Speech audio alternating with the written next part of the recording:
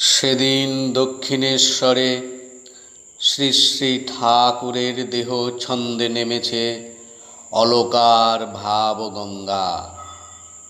সহসা সেই ভাবমন্তর দেবতাকে মা করেন প্রশ্ন, আমি তোমার কে? দিব্য শিশুর অধরে জাগে মেঘ ভাঙা হাসি, বলেন, তুমি আমার মা আনন্দময়ী।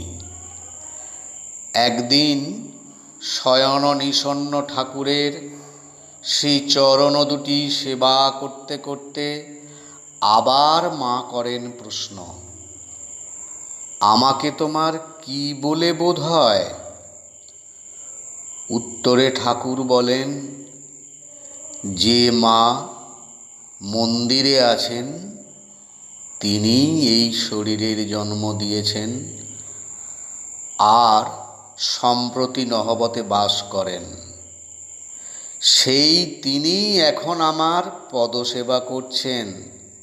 আনন্দময়ীর রূপ বলে তোমাকে সর্বদা সত্য সত্যই দেখতে পাই গো।